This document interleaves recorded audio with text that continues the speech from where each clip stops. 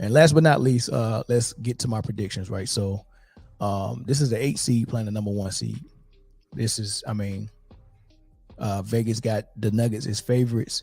If you really look at it, I'm gonna say something that might sound like a hot take, but it's really not.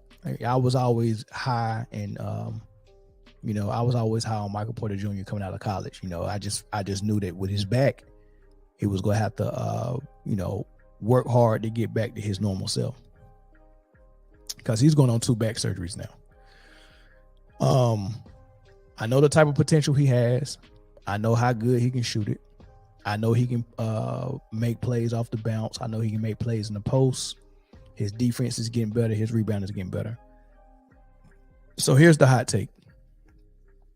Michael Porter Jr. is the number 3 for the Denver Nuggets. Obviously, Jokic is the number 1. Jamal Murray, as healthy he is a number 2. And Michael Porter Jr. is the number 3. He don't get plays called for him. He don't get that many post-ups. He score off catch and shoots. And if he gets the ball on the fast break, he can come up and pull up a 3. That's pretty much how they're using him. So what I'm saying is that you're not going to know how good Michael Porter Jr. is until he leaves Denver and get his own team. I'm telling you, this dude got superstar potential. I promise you he does. With that being said, as the number 3 for the Denver Nuggets, he's better than the number 2 for the Boston Celtics and Jaylen Brown. Yes, Michael Porter Jr. is better than Jaylen Brown. Here's the big part. He's actually equal, if not better, than Jason Tatum. So just put that in your mind. They just played Boston Celtics, went 6 games. Denver Nugget has a number 3 that is better than the best player on the Boston Celtics. So the firepower for Denver Nuggets, on top of the fact that they got a 2-time MVP in his prime, who is a load to stop, who is also an offensive machine and genius with passing the ball. And then you got Jamal Murray just playing at like a real high level. And they got 2 players averaging more than 25 points a game. I think I want to say Jokic is averaging 29 and Murray is averaging 27. That is ridiculous, right? That is just a team that's destined to win. So here's my prediction. I do think that the Miami Heat are outmatched, but I do also think they have something going for them that can help them. And this is what I think they got going for them. Number 1, nobody but Caldwell Pope on the Denver Nuggets, including the coach, has been to the finals. All right. So that's a whole different dynamic.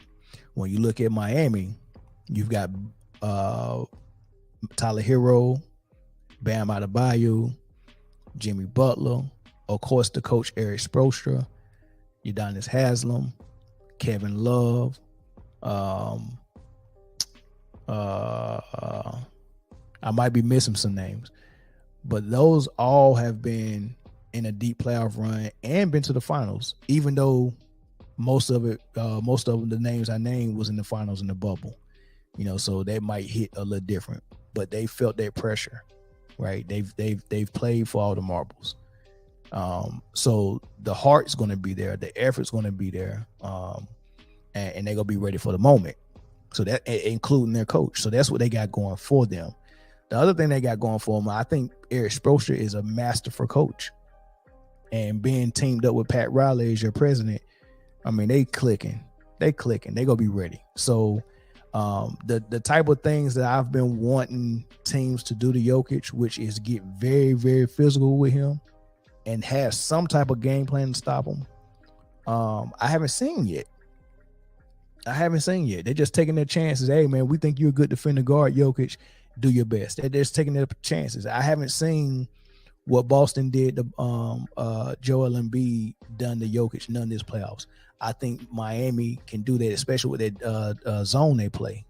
I think they could frustrate him. I think they can throw some bodies at him that's gonna get physical with him. I want to see that. I don't want to see them come up and play Jokic fair where they're not getting real physical with him. I gotta see them get physical with Jokic. So I think Miami can do that, and I think they got the experience on the players.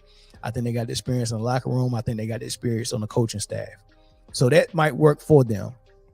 All right. So I say all that to say this. Here's the prediction. They're still outmatched, right? They're not going to have enough points, right? It's going to be very hard.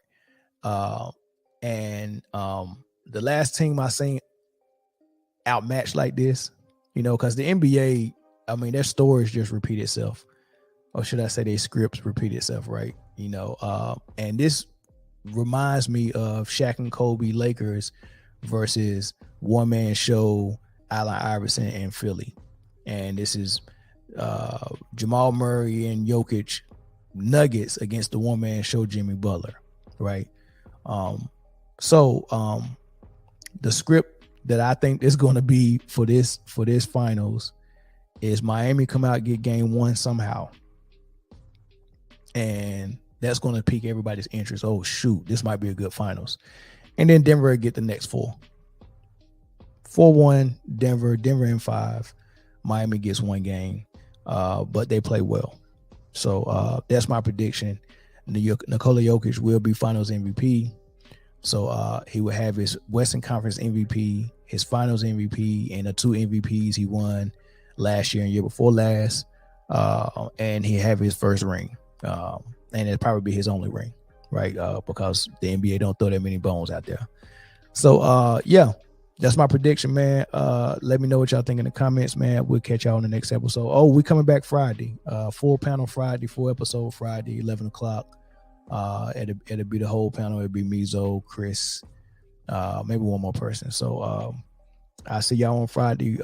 So we'll be talking about game 1. The results of game 1 on Friday, and we'll see if I was right. But until then, man, I'll catch y'all.